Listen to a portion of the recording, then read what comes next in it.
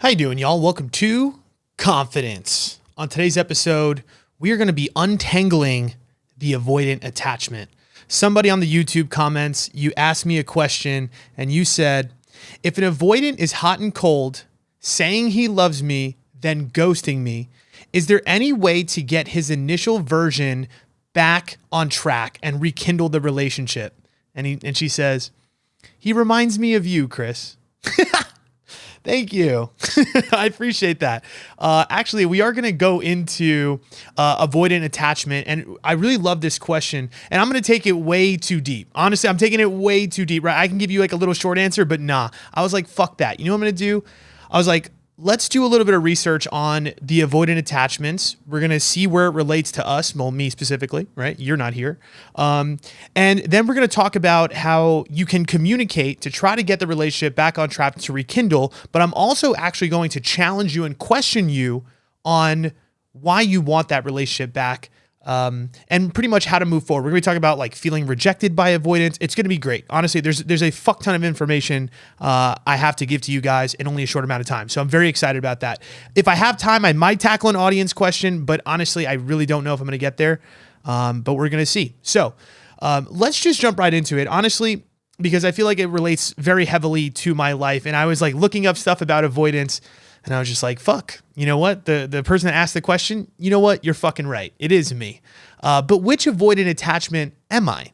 And that's the thing that we need to explore, right? Because to me, there's two avoidant attachments that you will probably see in the world, right? So you have like your basic avoidant, but then you also have your disorganized and your fearful avoidant. Bum, bum, bum. And honestly, I'm going to be real. If you relate to the disorganized or the fearful avoidant, you're in a little bit of trouble. And the reason I say that is, to me, this one is the hardest attachment style to manage, navigate, and overcome. And honestly, I think you're going to see when I start saying the description, it relates a lot to my life. And I'm going to tell you a very vulnerable story about why I think it's come to this point for me.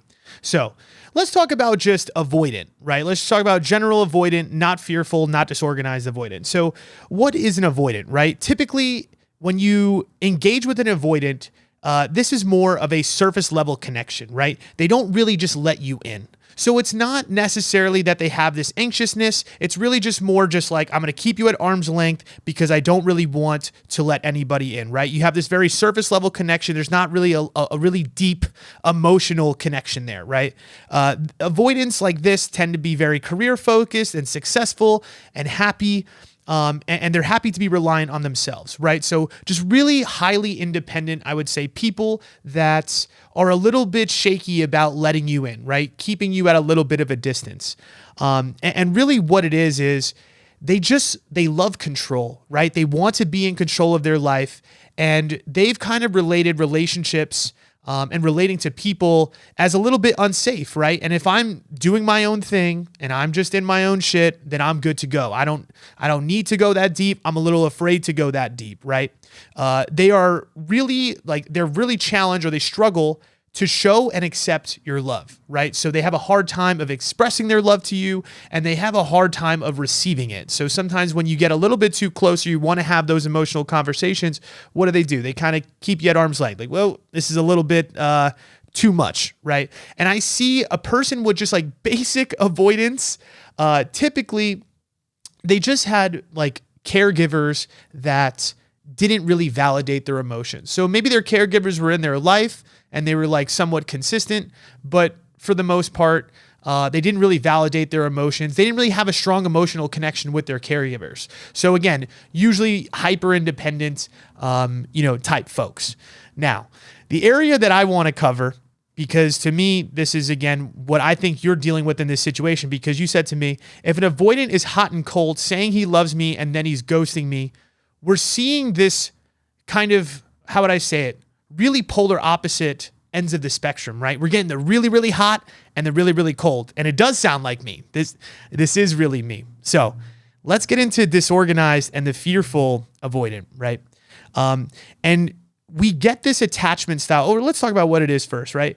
So disorganized and fearful, you actually have both anxious and avoidant tendencies, right? You have literally no strategy for how to stay emotionally connected to an individual. You really don't understand. You don't really know how that goes because you've never really been shown that. And that's what you're going to see. You have unreliable caregivers or something fearful happened in your past as well. But again, and I relate to this a lot because sometimes when I engage in love, it's crazy. Like there's things that make me very anxious and there's things that make me want to run away very quickly. I mean, we're talking about in the midst of a text conversation. I was talking to this one girl like last week and like we FaceTimed, the vibe was good.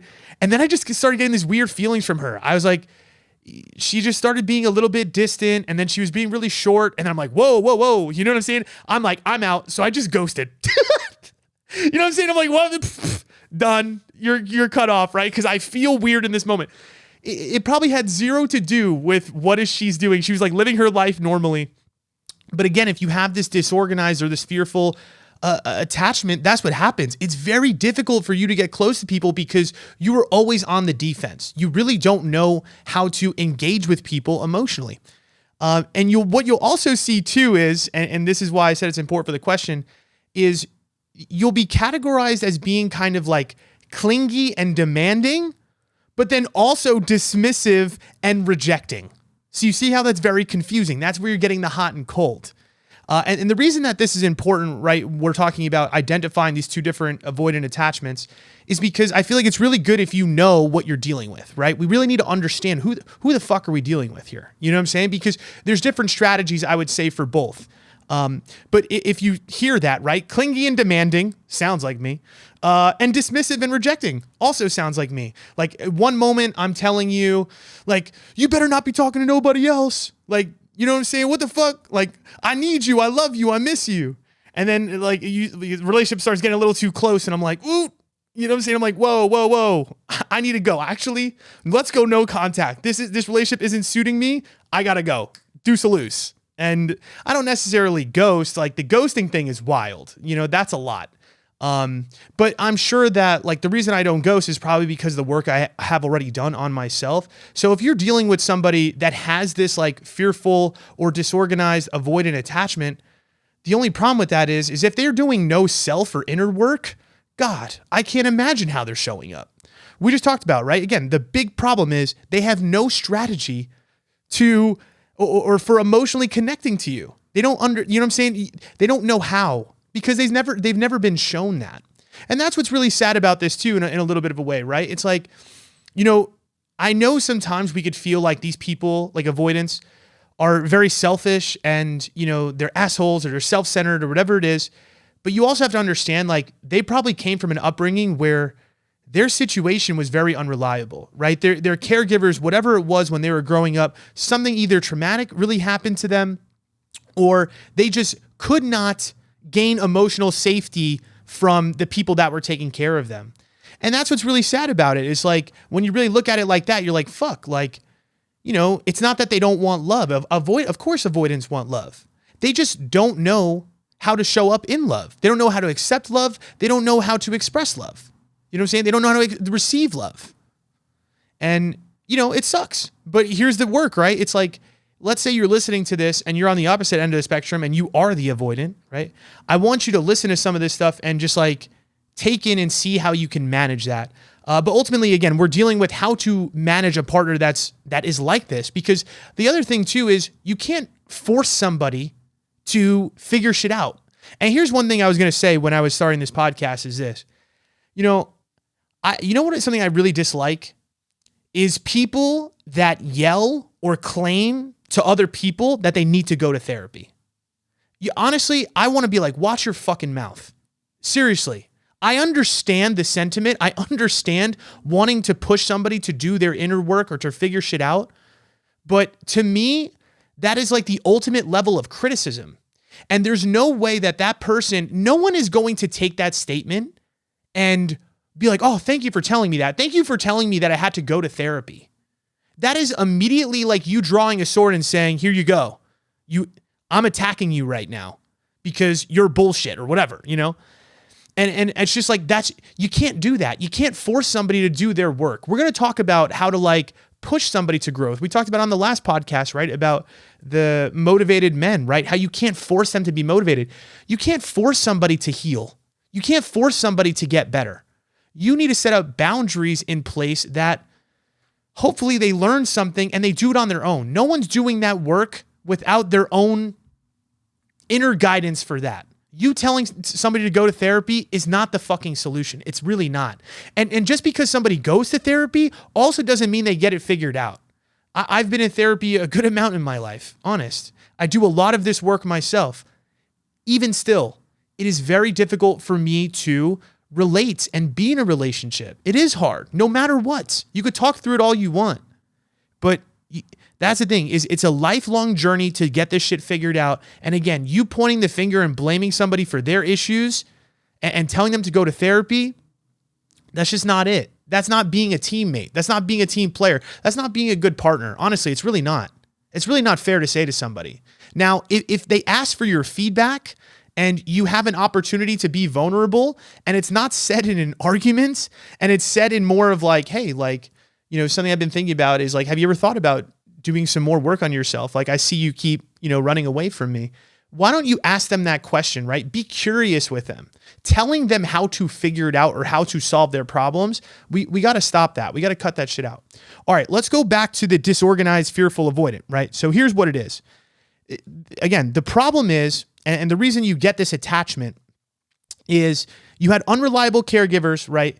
And what that really means is they either were really distant and they just were not available at all, or you might have experienced something with deep fear, like a very fearful moment. So they say that some people will get a disorganized or a fearful attachment from witnessing like a very traumatic memory. So first thing that happened to me, I was like, oh shit, like I feel like I understand. So if I'm to analyze myself, to me, I am a disorganized or fearful avoidant, right? I do the hot and cold thing, right? I could be clingy and demanding, like I want the relationship now, but then when it gets a little too close, I get a little bit fearful, right? So I have both of those tendencies. I am both anxious and avoidant. Like I said, this is very difficult to manage. And then I wonder, I'm like, okay, where did this come from, right? And we just said it's the unreliable caregivers or a fearful traumatic event. And I don't know if I've ever shared this with y'all, but here's the deal, right? Like growing up, yeah, it was messy, right? I always tell you guys, like my parents went through like a very messy divorce when I was really young, right? We're talking about, I think I was like probably like 1 or 2. So this is very formative years. And this is probably where a lot of, you know, your relationship trauma or the ways that you show up in a relationship kind of comes from. So, you know, it was messy, right? It was very chaotic. It kind of felt like my mom versus my dad. And I tell you guys all the time, like they were in like deep no contact. Like, to be honest, I really feel like there was hatred. Like that's how it felt. Like there was a deep hatred between them. It was not nice. It was, you know, everything was done in a court, right? They didn't talk to each other. And that's the thing is like, you know, my dad had some custody every other weekend. And my mom, you know, she was full-time. So the problem with that is, again, full-time single mom. My mom is what, 22, 23 years old when she had me. Think about who you were when you were 23 years old. Did you know your ass from your ear? I can't imagine how my mom raised me at 22, 23 years old, 2 boys alone when she didn't really have an income or even a job at the time. So she had to go figure out her career, also at the same time raise 2 boys, and at the same time try to show up in that relationship with emotional availability, even though she's now in a deep-rooted hatred with the man that she had the kids with. Tough. And this is why I have empathy for my mom and my whole parent situation. And honestly, I'm a big believer in forgiving your parents for anything that, you know, you've experienced with this kind of stuff, because it's fucking hard. I go back to my 22, 23-year-old self when I was just like fucking around and just like partying and doing nothing. I'm like, how the fuck am I going to take care of a child if I don't even know what the fuck I'm doing? You know what I'm saying? So I guess my experience as a kid was, I'm sure, like, you know, I felt like there was love and energy, right? It's not like my mom is completely dismissed, but, you know, she's unavailable and maybe she made some mistakes. For sure she did. But, you know, I have one specific memory that I bring up in therapy and something that has like been ingrained in my mind. And maybe I've told you guys this. But there was one day I was at my dad's house, and it was my dad's weekend. And maybe it wasn't. I don't really know what was going on. I was really young though. I was probably like, I don't know, probably like 4 or 5. And for some reason, my mom wanted to pick me up from my dad's house. Now, my dad didn't want me to leave. So think about this, right? It's like, that's how I kind of felt in my childhood a lot. Like, I was kind of the baggage middleman between my two fighting parents. You know what I'm saying? And again, they had these little, they would say things about each other to us. It was messy.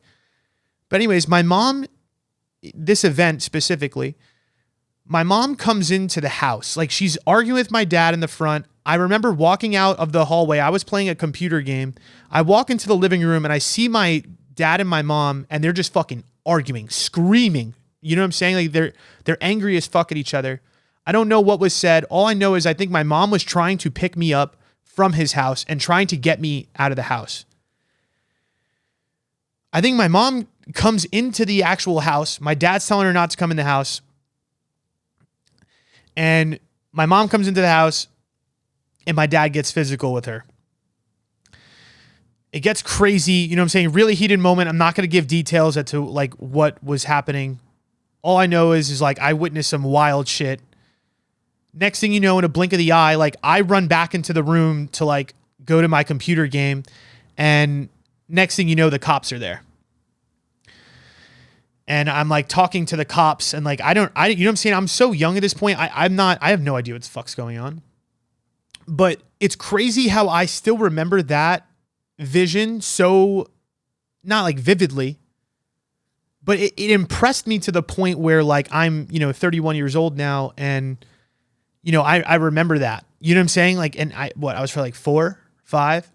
And what they say is what can happen with somebody with a disorganized or a fearful attachment is that you can have witnessed a very fearful event. And what happens is you then become kind of scared of your caregivers, right? So now not only is it like, hey, you're unreliable, I also really don't know how to trust you. You know what I'm saying? Because I'm like, honestly, and like, as I was writing this stuff down, I was also like, more memories were kind of coming back to me. And I was like, I remember my dad being like very angry and just like very abrasive. And like, I always just thought to myself, like I was scared. Like I honestly was scared of my dad, I think.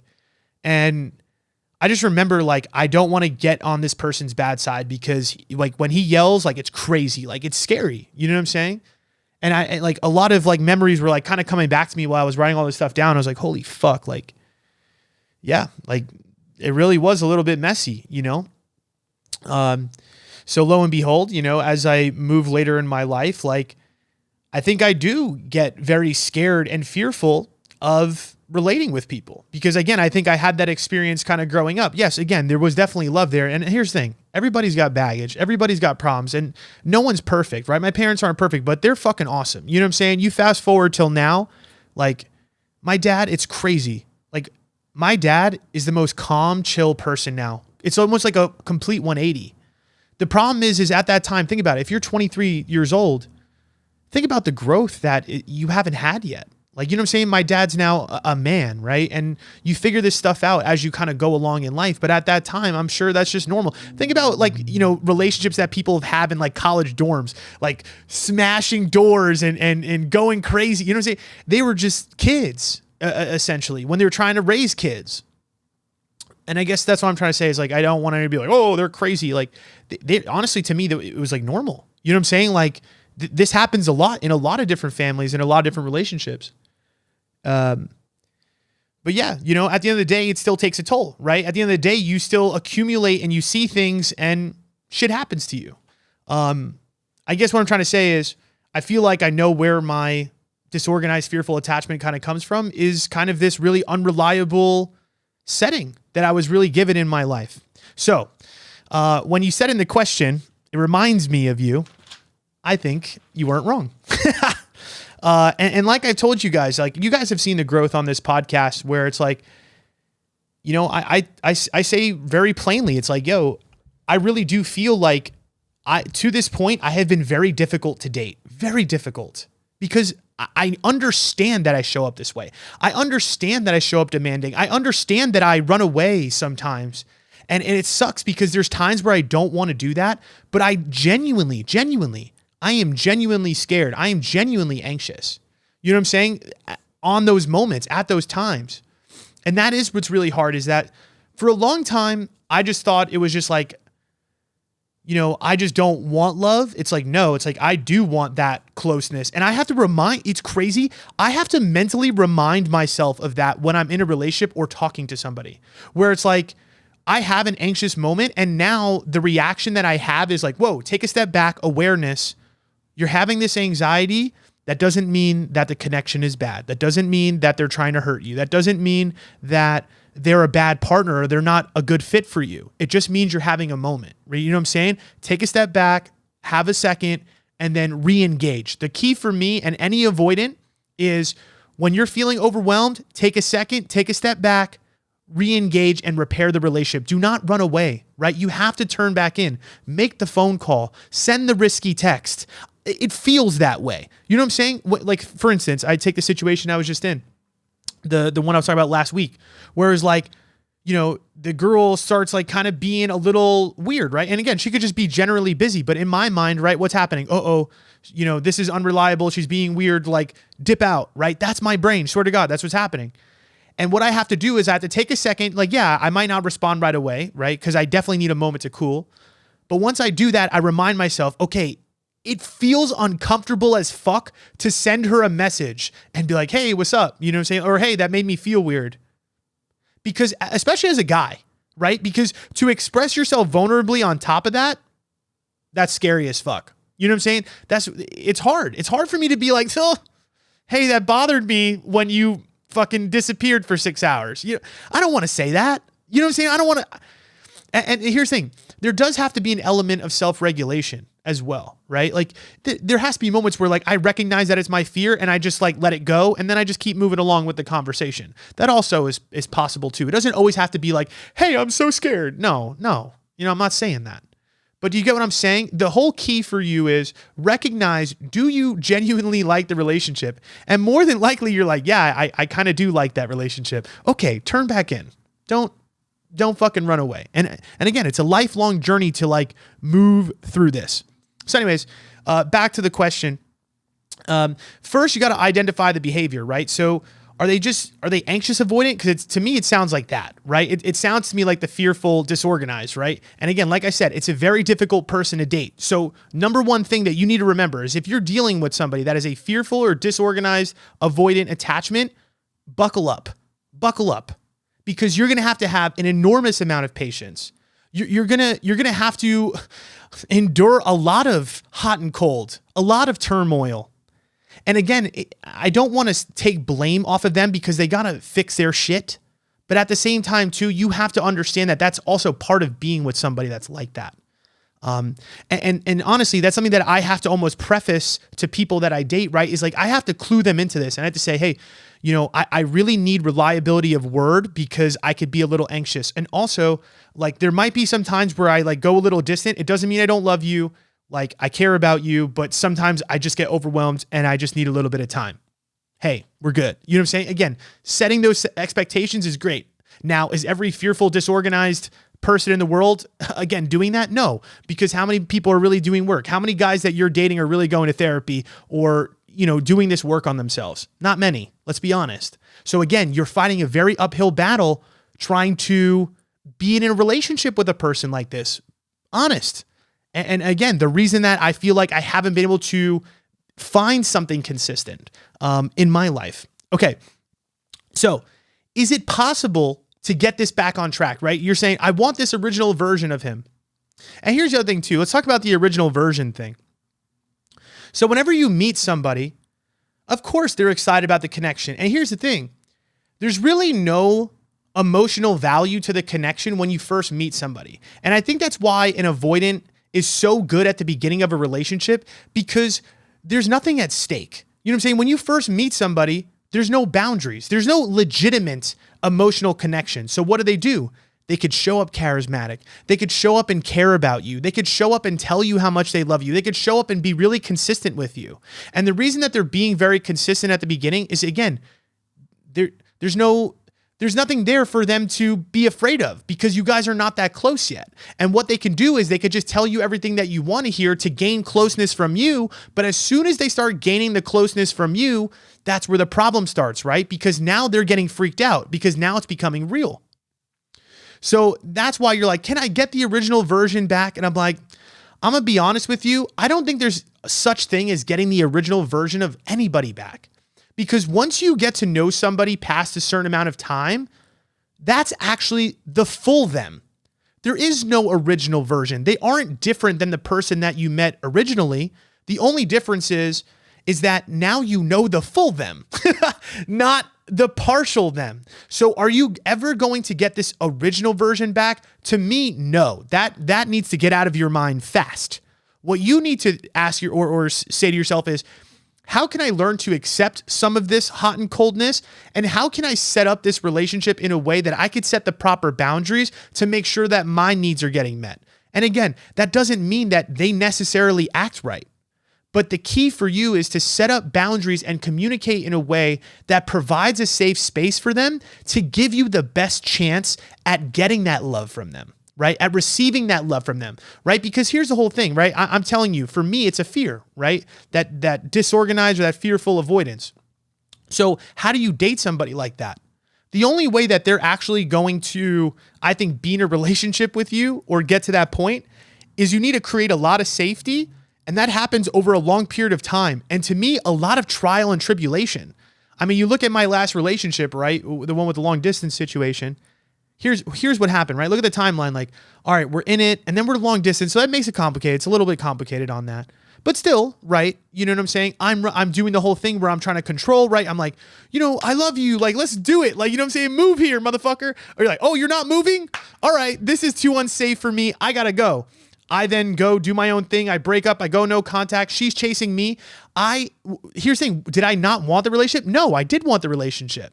But my moves, right, my energy was to try to gain more control or safety over her and the situation. And so that's where it's tricky, right? Because again, it goes hot and cold. I don't talk to you at all, but I still love you. And that's what's wild. You know what I'm saying? It's like, I don't say anything to you, but I still care about you.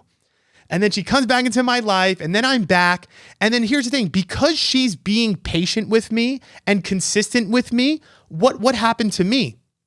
I started to open up more to her. And I was like, actually, you know what? I do want this. Actually, you know what? You don't have to move here right away. Actually, you know what? I'll come and visit you actually. Why did I start to open up more? Why did I start to, make more headway with her? And I think the reason is because she was trying to be patient and show me consistency. And I was like, again, because it's my fearfulness, right? That's the issue. So again, if you're going to attract that partner into your life and you really want me to stay, again, you're going to have to almost endure a lot of BS. And that's almost really not fair to you. And that's why sometimes I question people why they want to date somebody like this. And again, it's not because they're not great people. And I think I'm a great person too. And I'm like, yeah, I would hope somebody would want to date me. But you're just very difficult to date. You know what I'm saying? Like, she endured a lot of BS with that. You know what I'm saying? Like where like she cared about me, but I'm telling her to go away. And that's not fair. But at the same time, it's like, I still want her love. That's fucked up. You know what I'm saying? It's not fair. But I guess what I'm trying to tell you is the state of a fearful or a dismissive avoidant, like dating them, that's what it is. You know what I'm saying? Like, you're saying, can I get the consistency? I'm like, I actually don't think so. You know what I'm saying? Not for a very long time. Because I think, again, I was showing up more consistent towards the end, but still, it was still present, right? When she didn't want to fucking see me right away, I still was like, I can't do this. Or we get into a fight and I'm like, you know what I mean? I'm out. You know what I'm saying? See you later. Bye. It's still there. So the hot and cold, the inconsistency was still part of the relationship, even though it was getting a little bit better, right? So that's what you need to ask yourself is like, is this person worth it for me to endure all this hardship in order to get them to trust me? But that, even in a sense, to me, is a very slippery slope. You know what I'm saying? Something I wrote down was, you have to overcome the idea that just because they are rejecting you, that you need to earn their love. And that's the hardest part, is that when somebody's rejecting you like that, because it's going to feel like rejection when you're dealing with an avoidant person, what happens? We cling on, right? We're like, I need your energy and I need your love and I need your attention, because you probably also have some sort of anxious attachment. And that really fucks you. Because now you guys are in the trap, right? You're in the anxious avoidant trap, which is classic. And this is where it gets really difficult. It's like, can you really maintain this type of relationship over the long run? And I think if you guys are really, really raw, you know what I'm saying? Where I'm saying like, because it sounds to me like this guy, when you're saying he's saying that he loves you, but then he's ghosting you. To me, he's in the extreme category where I'm like, how close is this man really to being stable? You know what I'm saying? Because to me, it doesn't sound very close at all. To me, it sounds like you're going to be dealing with this type of fuckery probably for the extension of the relationship until he figures shit out. And what's funny about that, right? Because we're saying, okay, how do we get them to figure shit out? And here's the problem. I think the only way that a fearful avoidant or just an avoidant in general figures their shit out is they need to get hurt, is they need to lose the thing that they actually love. And that's what's so fucking sad. And again, now go back to my story. You know, I'm trying to control it. I'm in control of the situation because I'm the one that's running away and being inconsistent. And then what happens? I try to go back for the last time and she says no. And what happens? My whole world is destroyed. My whole world is destroyed. Isn't that, you know what I'm saying? But the sad thing is like, I almost needed that in order to really self-reflect and be like, Chris, you cannot keep doing this.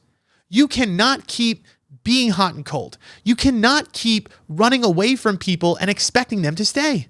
You can't. That is not fair. So these are the things that, again, that person maybe needs to learn, and maybe you are going to be one of his biggest lessons.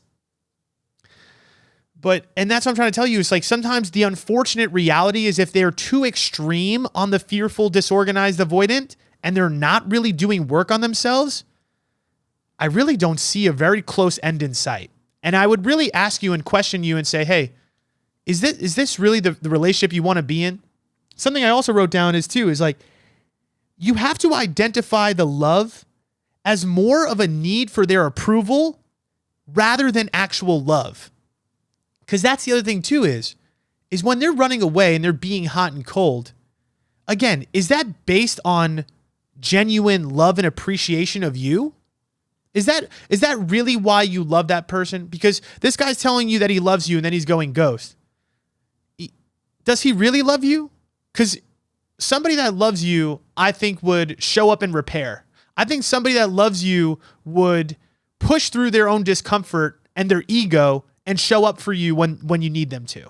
Now, is it going to be perfect? No, not at all. Not saying that. But more often than not, are they going to try? Are they going to try to be consistent? Are they going to try to get it figured out? And that to me sounds like real love. And that's what I'm trying to tell you. I would ask you again, is like, is it really that you love him? Or is it that he's running away from you and it feels like love because the feelings are so strong? And when we get rejected by somebody, we get ego shock, right? You go numb. As a human being, we are so wired for connection. And when somebody rejects us socially or in a relationship, it is so fucking difficult on our body. It is a physical pain. It's a physical pain. Literally, it's biochemistry. The same nerves that you feel like actual pain with, physical pain with, is the same nerves that are hit when somebody rejects you. I did some research, bitch. You know what I'm saying? We're on this shit.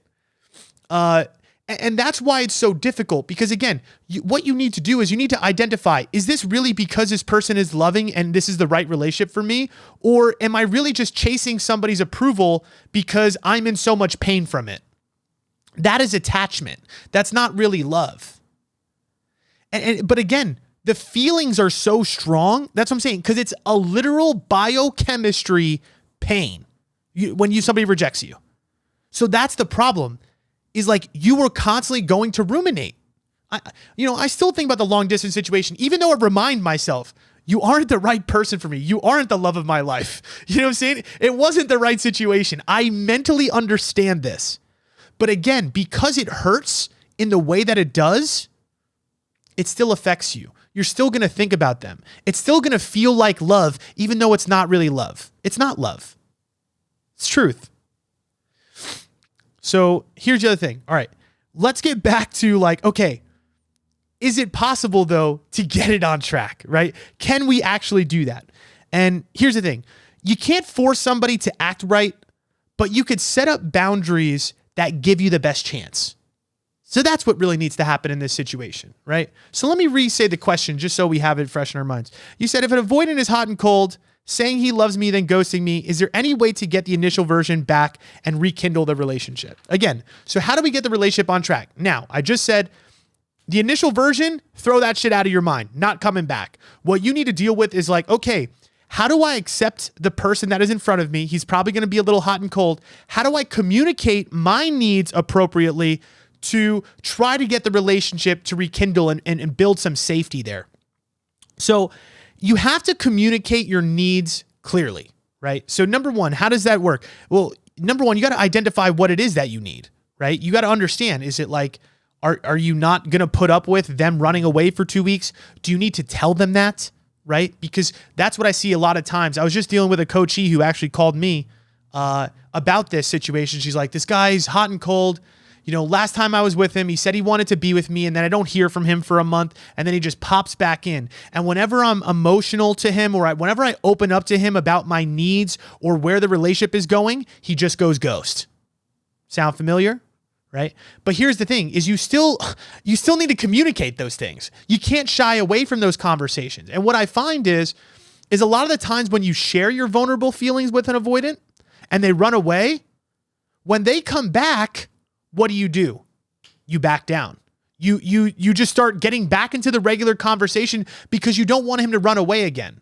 So again, instead of actually communicating your needs again, what you do is you just go along with the conversation, because you're like, well, last time I opened up emotionally and vulnerably to him, and when I do that, he runs away. So what does that thing, create in your brain? Oh, okay, I can't say things that are real, or I can't open up emotionally because when I do, he's going to run away. So now you're stuck into this situation where what? You're lacking boundaries. You're lacking vulnerability. You're not speaking up for what you need because all you want is their attention. And that's what I'm trying to tell you. Really what you're vying for in that situation is just a crumb. Can I please have a crumb of your attention, Mr. Avoidant? You know what I'm saying? Ask me about my day. I don't want to talk about feelings anymore. I miss you. I love you.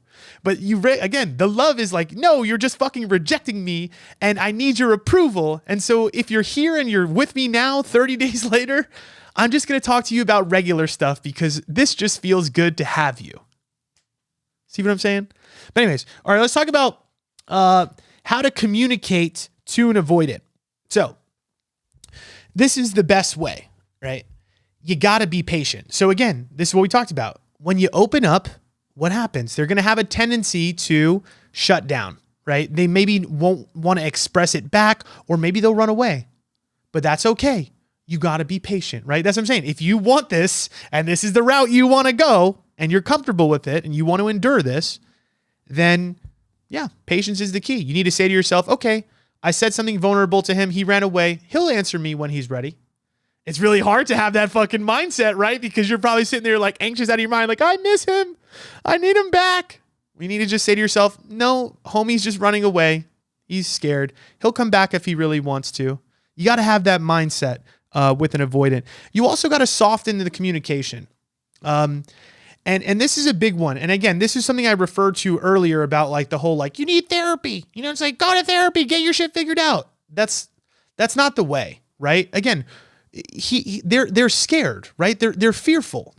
Avoidance is about fear of opening up emotionally.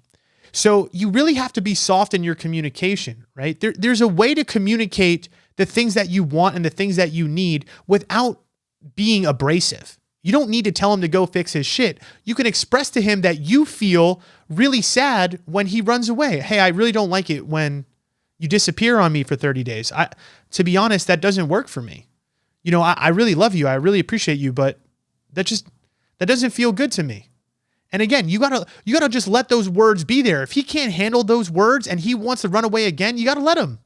But you can't let up on what is important to you. Again, that's what I find is the pitfall is like, you say what you need to say, but when they run away because they don't want to deal with it, and then they come back, instead of you reinforcing the boundary, again, in a soft way, you don't need, if he comes back after 30 days and he ignored that from you, you could just turn around and be like, hey, listen, like I told you, like, I care about you, but you can't keep just coming back in my life when you want to, because it really hurts me. This whole time, I do miss you. I do care about you. And that's what I'm trying to say. It's like that's the part that you can uphold, right? Is really trying your best to communicate these things in a direct and a calm manner. The other thing too is you don't want to guilt trip them into opening up more vulnerably. Again, give them the space to be vulnerable, but don't guilt trip them. Oh, you never open up to me. You know what I'm saying? Oh, you know what I'm saying? Like you don't need to guilt trip them. Just be open and honest about what you need and create that safe space. And again, avoid blame and criticism. And this is just good for relationships in general, right? Speak from yourself. Hey, this didn't make me feel good. You're a fucking asshole. Why are you always fucking going hot and cold? There's ways to do this. Hey, when you don't talk to me for X amount of time, it really bothers me. It hurts me a lot. That is so much different to saying like, you're going fucking hot and cold. Like you can't do this shit. Like you're a fucking asshole. They're just going to ignore your bullshit. You know what I'm saying? They're just going to feel more unsafe and be like, I don't want to deal with this. And here's the other thing too, is sometimes what would happen is like when you're communicating with an avoidant, they will go ghost or they will say some fucking foul shit or distancing language, right? So maybe you open up to them about something and then they turn around and they kind of like blow you off, or they say something that's very cold.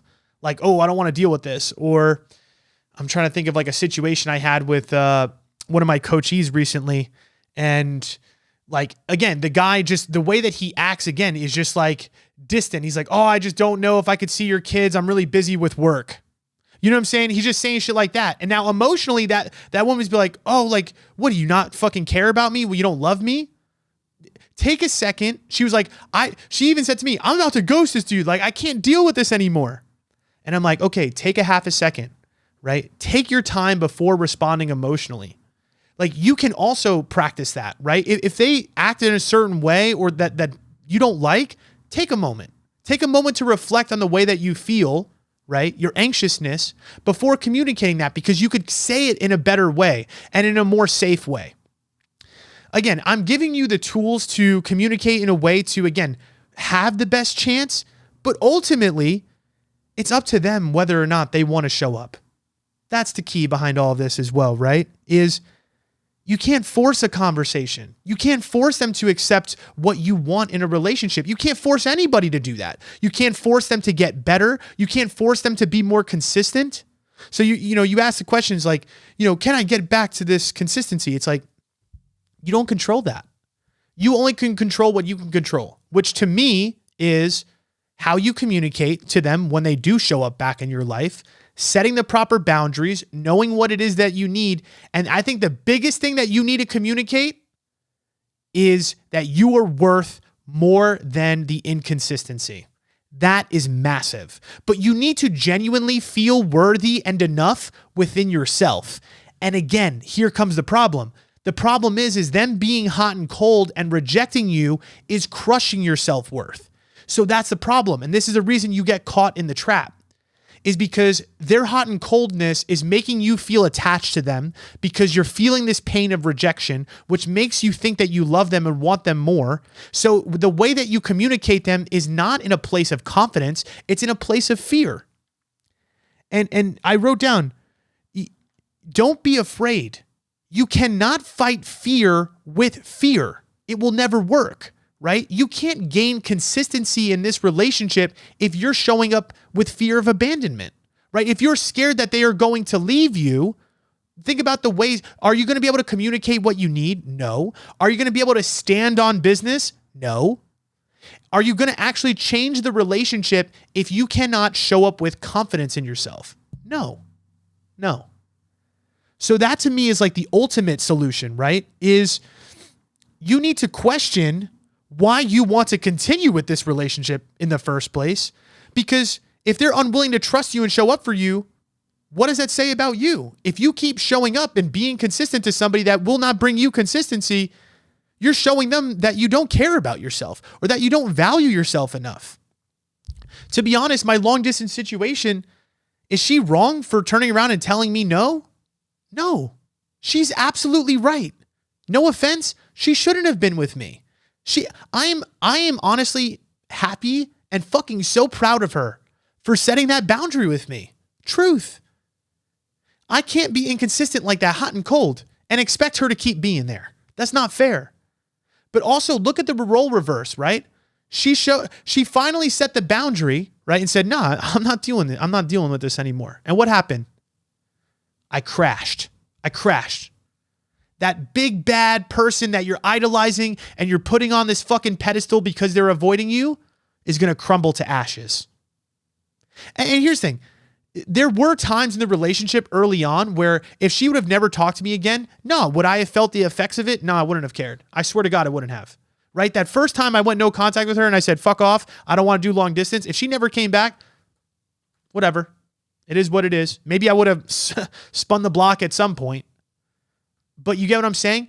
And here's the advantage. I know it sounds fucked up, but here's the truth. If you've shown up for an avoidant person so many fucking times, sometimes you look at it and be like, wow, I'm such a fucking idiot. Like, why do I keep doing this? I'm like, oof, you know what? You're setting up a giant fall for that person though. Because if they've had control over you for so long and then they lose that control, bam, that shit hurts. That's going to crush their self-worth hard. You know what I'm saying? If it's early on in the relationship, it really doesn't bother you as an avoidant because you're like, nah, I don't really care anyways. But when that girl that fucking was showing up for you, finally says no, done. So it's like sometimes you're investing these anxious coins into the avoidant. You're like, ching, ching, ching. Like, you're feeling like shit for months. You're just investing into this person that doesn't care about you. And then all of a sudden, jackpot, bing. Now, it's not a jackpot because ultimately you have to walk away. You know what I'm saying? It really sucks for both people because you need to then, really set a hard boundary.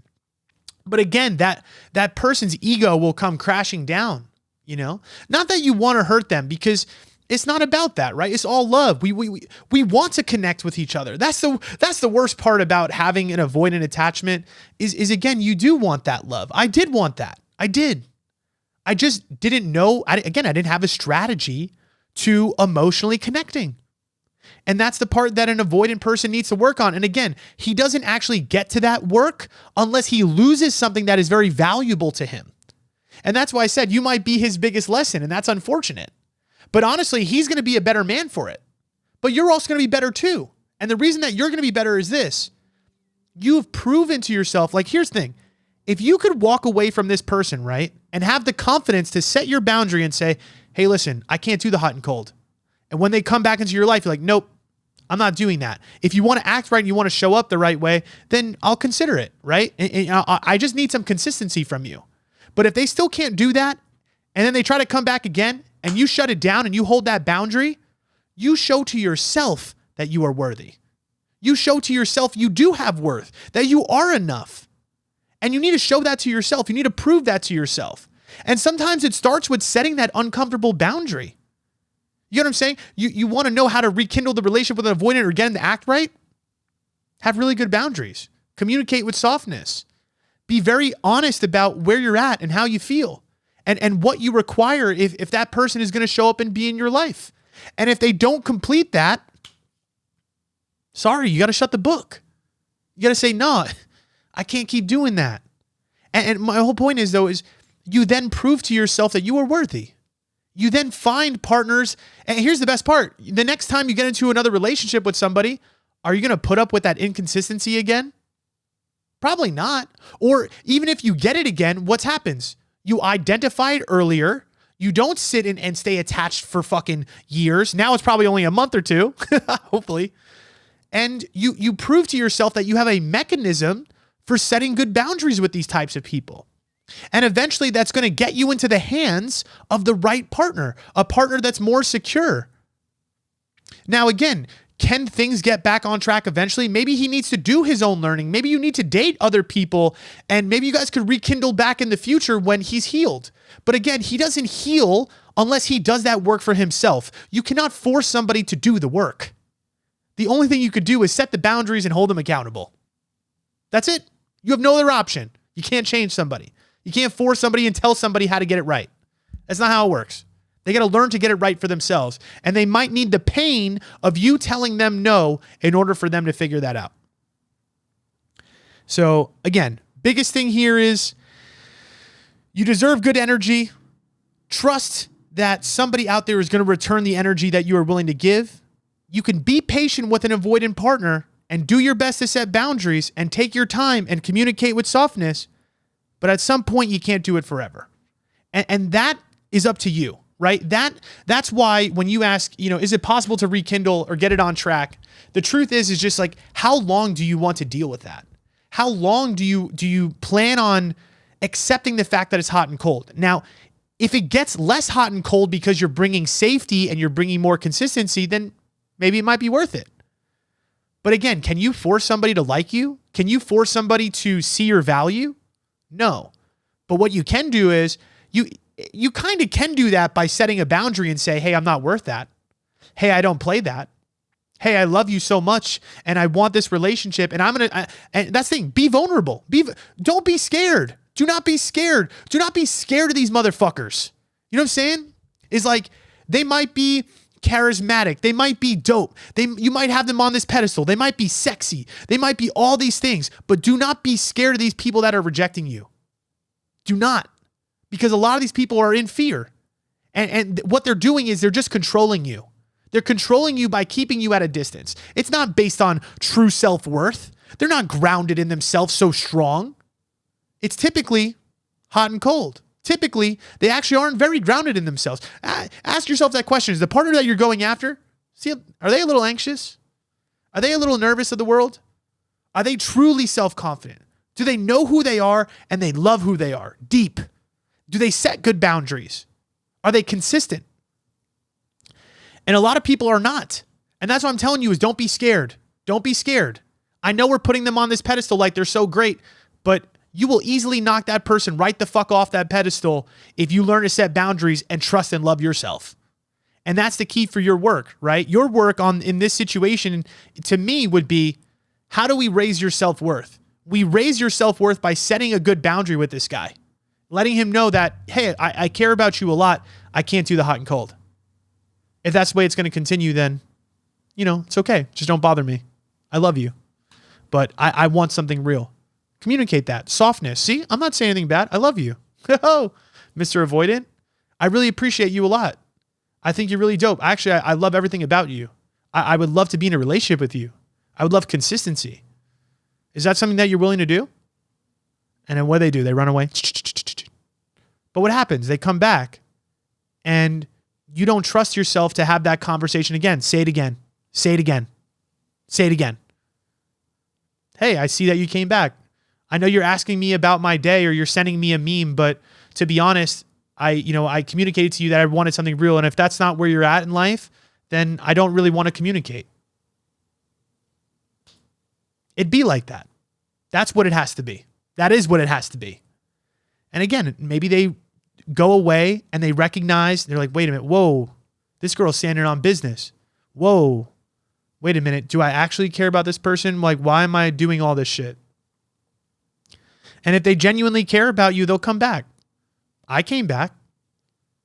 Now, is it at the expense of me being like, fuck you, don't talk to me anymore? I didn't say fuck you, but you know what I'm saying? I'm like, hey, please stop talking to me. Like, I can't do this. It's crazy how that could switch up in a week, 2 weeks. And again, you have to ask yourself, are you willing to endure that? Are you willing to endure somebody that doesn't trust you? Are you willing to endure somebody? And here's the thing, if they're not doing work on themselves, I'm more in the camp of like, no. Now, if you see them actively trying to work on it, honestly, I might tell you, hey, stick with it a little bit longer. You know what? I know it's annoying and a little inconsistent, but why don't you just date a little bit on the side? If you find somebody great, great. But if you don't, because here's the other thing too, is if he's being hot and cold and ghosting you, you guys have no boundaries, right? You have no boundaries. And the worst part is they're probably dating other people and talking to other people or keeping their options open in some way. Not all the time, but you get what I'm saying? It's like for you, if I'm you in this situation, I keep my options open. I live my life. I find peace within my own process. I love the life that I'm living on my own. Every single time that he comes back into my life, I communicate appropriately. I set that boundary. I'm soft with him, but I tell him what I need. And if somebody else comes around and, they're more secure, maybe you give that other person a chance. But if that person shows up consistently, that avoidant person, and they keep coming back, and you keep communicating and you keep making sure you're holding really hard boundaries. Whenever they fuck up or whenever they're doing some crazy shit, you're really disciplined about saying no. Maybe that person shows up a little bit better. Maybe you eventually do get the relationship on track. Maybe they do actually ask you for a relationship and really try to open up to you because you've created this safe space for them. You know what I'm saying? Which is telling them, because that's big in the communication too. Tell them, I care about you. I do love you. I do like you a lot. Tell them every time. Create that avenue for them to feel safe to be vulnerable with you. But again, you can't control them. You can't control how consistent they are. You can't control the results. All you can do is control yourself. Raise your fucking self-worth, set the boundaries, communicate with softness, communicate directly, and your relationships are going to get better, whether it's with that guy or with somebody else. All right. I think that's it. I don't think there's anything else that needs to be said. I'll do the audience question at some point. It's a really good question. But anyways, I really love you guys a lot. And if you ever need help with navigating a relationship with an avoidant man, honestly, I feel like that's my bread and butter. It's my specialty. I could try to help you get that relationship back on track, rekindle something with somebody. But ultimately, it's really working on your self-worth, right? Working on your boundaries, understanding your own bullshit. We just talked about my bullshit, right? And I think that's what's really cool is like, I am the fearful, disorganized avoidant that is learning to relate and learning to be better and learning to be more secure. And what's really great is I have great insight onto like how that guy is fucking thinking. You know what I'm saying? I know what he's thinking. I know how he is. I know the fearful thoughts. So yeah, I would love to help you guys with that. But remember, show up in confidence. That's the biggest thing. I just told you, you can't fight fear with fear, right? When you start to show up in confidence and your self-worth is on point, that's when you start getting the relationships that you want. That's when you start rekindling the relationships that you want. All right. I'll talk to you soon.